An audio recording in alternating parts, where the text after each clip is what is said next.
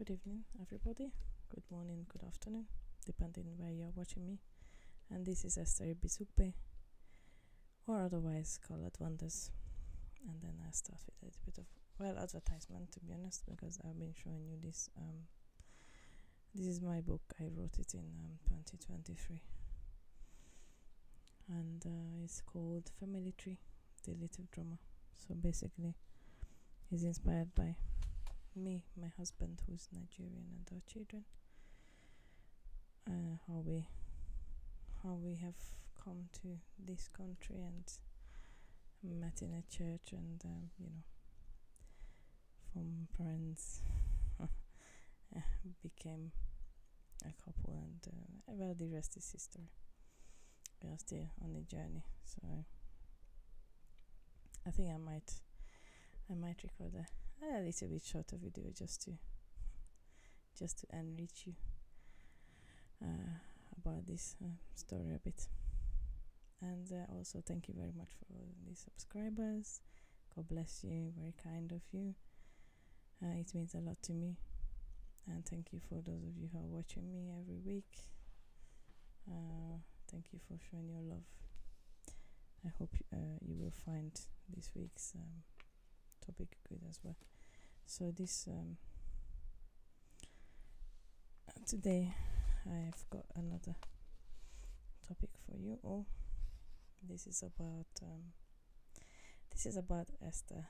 Esther becomes queen in the Bible, and it's interesting because, by the way, as you heard, my name is Esther too. So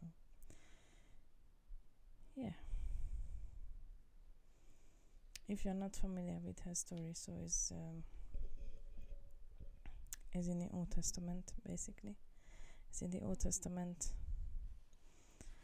and I have thought about this before in my church, so I just thought let me say it here as well, because I couldn't get it as of online to have it for myself. So I'm just going to I have some notes. I'm just going to say this, and then also I'm going to say the Bible verses as well. So the first one I can see from my notes that I wrote down is the book of Esther, chapter 1, verse 10. And then it says, "On the 7th day, when the heart of the king was merry with wine, he commanded Mehuman, Bita, Harbona, Bicta, Abacta, Zethar, and Carcass, 7 eunuchs, who served in the presence of King Ahasuerus, to bring Queen Vashti before the king, wearing her royal crown, in order to show her beauty to the people and the officials, for she was beautiful to behold." So I might as well start this story for you, because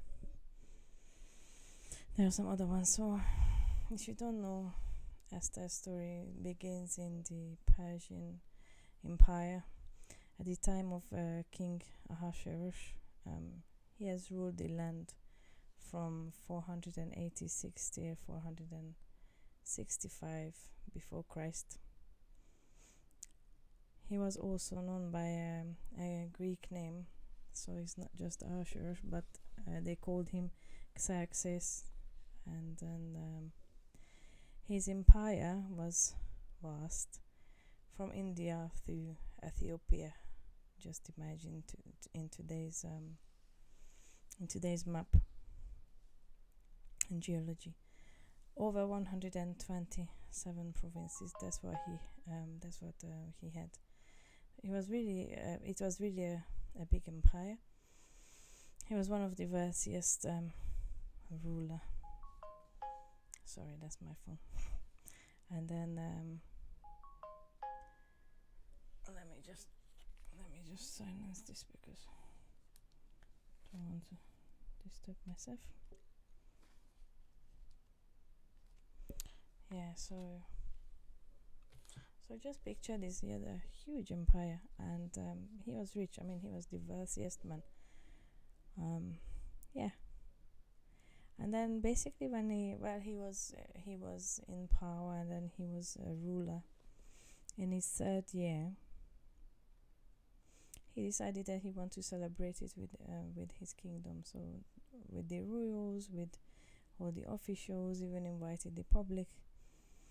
And this celebration was held for 180 days. That's a long time. It's like, think about it, a year is 365 days. So it's like half of it, kind of. So they were drinking, eating, and everything was on the king, because he was just so happy, full of himself, as of, oh, I'm the richest man, and I'm the biggest biggest king so far. So he had a wife. She was called Vashti, and then, as you heard just now, I read it.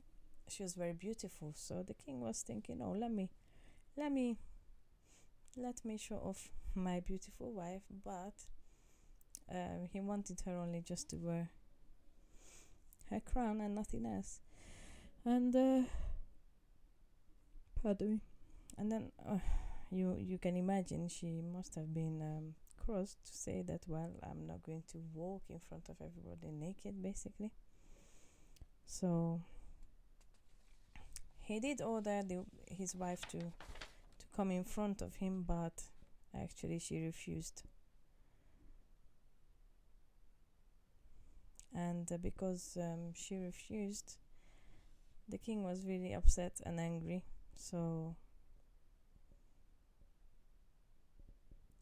then he met with his advisors, that they were actually telling him that he should go out to all of his provinces and well, not even that, but first of all, he needs to replace the wife, to collect all the virgin young ladies from the kingdom, and then he's gonna pick from them as of the next queen. And why he's done that? Well, basically why they said it, because they said to him, if he does not send the wife away, then everybody will think that, oh, as being a wife, that they can just disrespect their husband, and the list goes on. And it was like, no, they can't do that.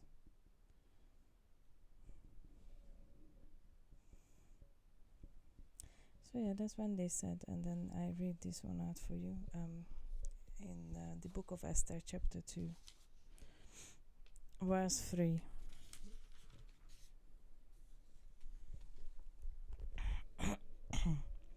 And then it says, and let the king appoint officers in all the provinces of his kingdom, that they may gather all the beautiful all the beautiful young virgins to Shushan's the citadel, to Shushan, the citadel, into the women's quarters, under the custody of Haggai, the king's eunuch, custodian of women, and let beauty preparations be given to them.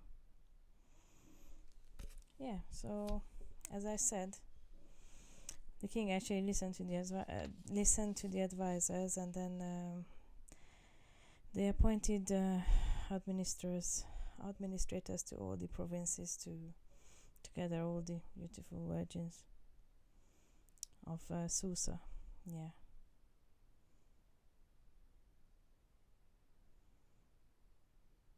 So you might ask me what happened after this. Yeah, so after this, what happened is that Esther was one of them. Even though she's originally not from Persia, she was a Jew, and it was her uncle who was raising her, because she was an orphan. She lost her parents in an early age.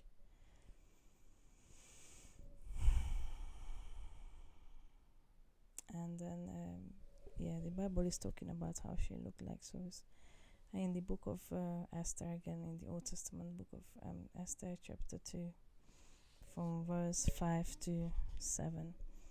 In Shushan, the citadel, there was a certain Jew whose name was Mordecai, the son of Jair, the son of Shimei, the son of Kish, a Benjamite. Kish had been carried away from Jerusalem with the captives who had been captured with Jeconiah, king of Judah, whom Nebuchadnezzar, the king of Babylon, had carried away. And Mordecai had brought up Hadassah, that is Esther, his uncle's daughter, for she had neither father nor mother. The young woman was lovely and beautiful. When her father and mother died, Mordecai took her as his own daughter.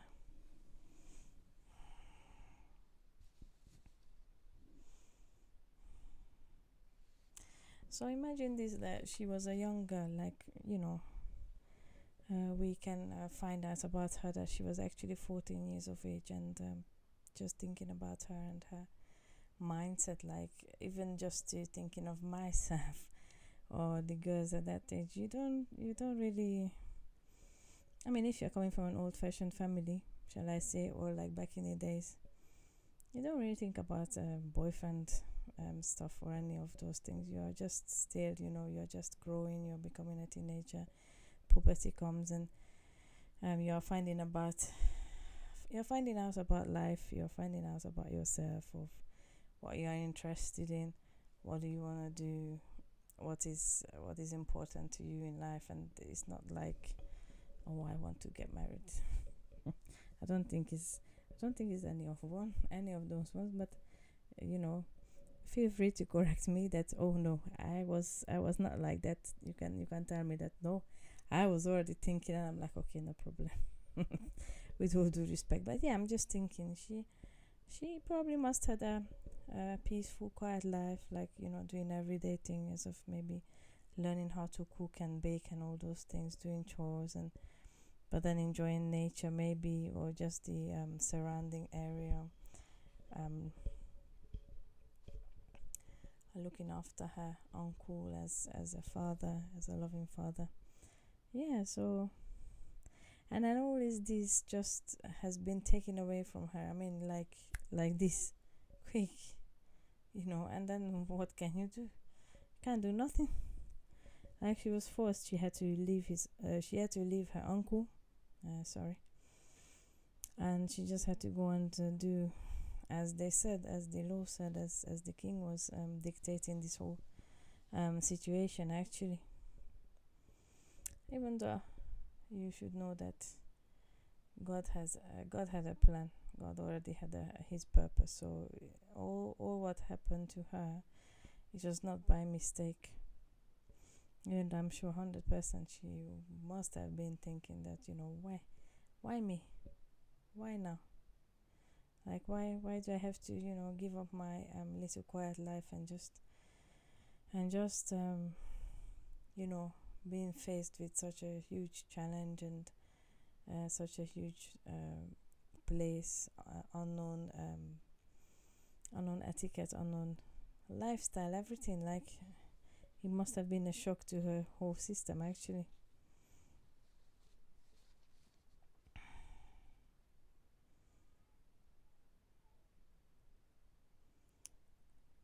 Yeah, so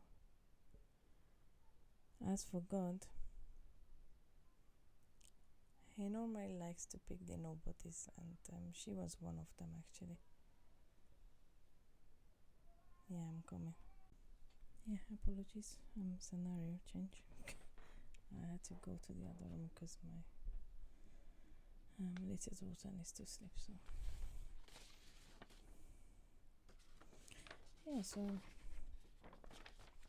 as I said it before, so she was very young. She was unexperienced. She had no idea of what is awaiting of her and what's going to happen to her personally. But then, as I said, like, God likes to do this. He picks the nobodies and then makes them somebody. So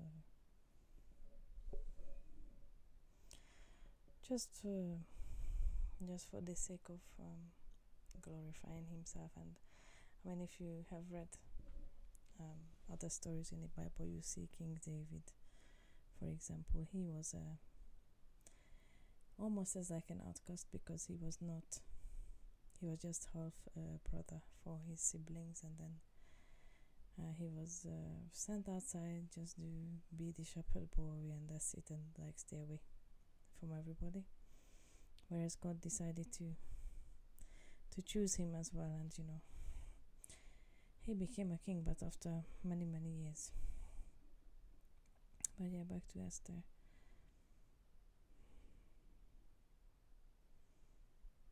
Yeah, so there is this phase, or shall I say, like when there we are, people, we try to make ourselves somebody, and what shall I say, most of the time it does not really work out well. I mean, if you're honest to yourself, is not something that works out well. It can work, but it's not the same as when God decides to make you somebody, and then you become his handpiece. So basically, she was taken to the king's palace, just like all the other young ladies in the kingdom, and then they received beautifying treatment. Yeah, let me read it. I think that's the one.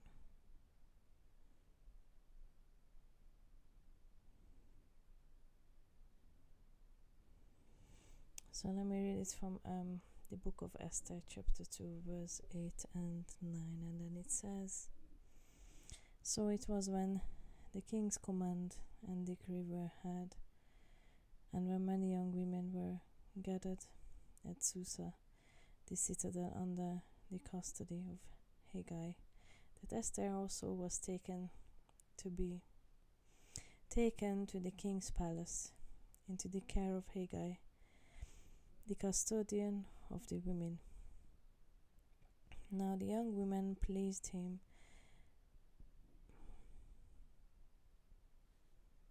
and she obtained his favor, so he readily gave beauty preparations to her, besides her allowance. Then 7 choice maidservants were provided for her from the king's palace, and he moved her and her maidservants to the best place in the house of the women." So it's interesting, because you see, like when God decides to pick you out of nowhere, he also starts adding up all the good things that's supposed to be, well, not that it's supposed to be, because most of us that we've been nobodies, we won't really expect anything, being honest with you, and I was not any different from anybody out there. Like, you just do what you do. You do your good deed.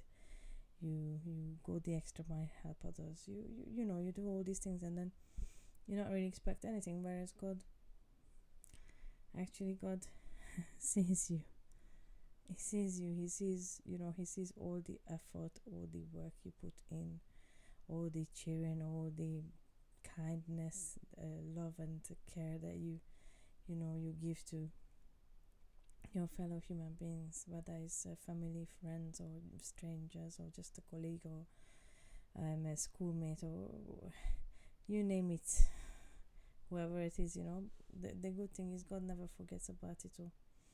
He always has it in mind. So what I want to emphasize here is that, see how she actually found favor, even though she was in a totally different place from the one that she was aware of, the one that she knew as her home. She was in a different, strange place. Well, strange as of like, how should I say? It is a place that was unfamiliar to her. So, but even there, God made sure that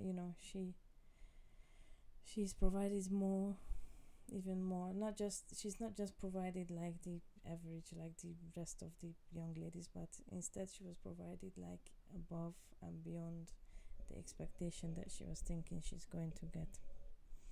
So yeah, God was already favoring her, literally.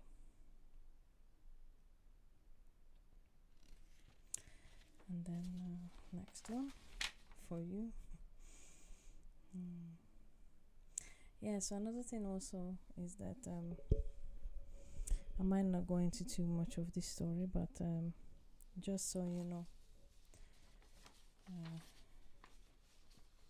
so as I said, Mordecai was her uncle, who was like a father. And then he told her, make sure you don't tell anybody as of your whereabouts, as of where you come from, because he was not sure whether it's gonna be safe for her or not. And it was like a cautious decision, and she kept that. And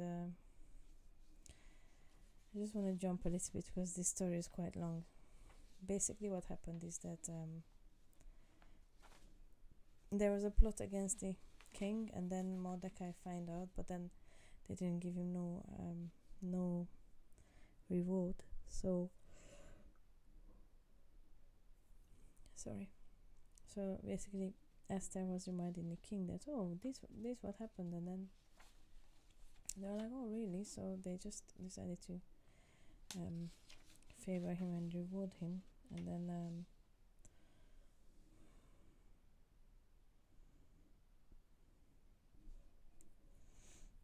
but before that, so as I mentioned, the beauty preparation was taking 12 months. 6 months they used oil of myrrh, and then another 6 months was with sweet spice and perfumes. It was really a serious procedure, I think, because they would prepare them, give them the education, but then they beautify them, teach them how to look after their bodies, and they have their own servants, maids, who will do a lot of things for them. So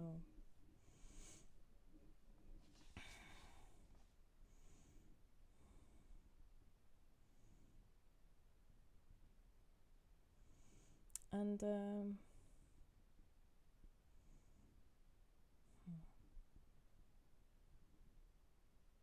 then basically after what happened, the plot against the king, then Mordecai was now talking to his daughter to say, do not imagine that you in the king's palace can escape any more than all the Jews, for if you remain silent at this time, liberation and rescue will arise for the Jews from another place, and you and your father's house will perish, since you did not help when you had the chance. And who knows whether you have attained royalty for such a time as this, and for this very purpose. So this is from chapter 4, as of the book of Esther, chapter 4, from verse 13 and 14. And this one is one of the major moments, because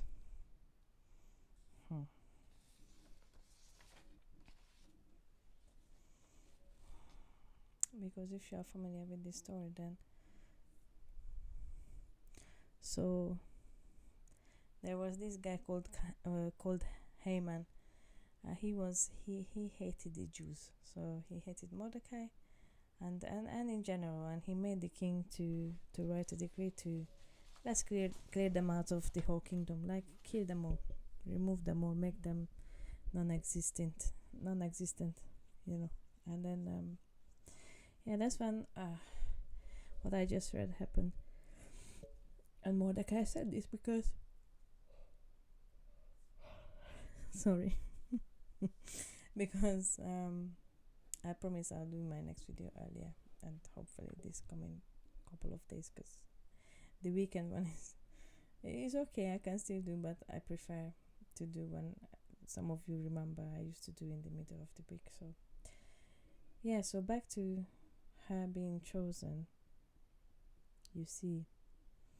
And there was a purpose already, because God has put her in the position so that she'll have such a status that she can actually go and approach the king. Even though you need to know, back in that day, if you go and see the king without permission, without invitation, and he will not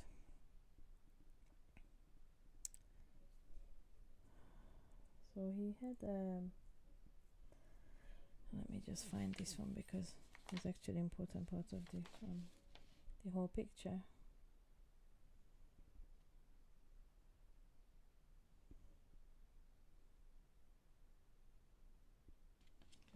Goodness me. Sorry, I'm just looking through my notes, because I think I wrote it down.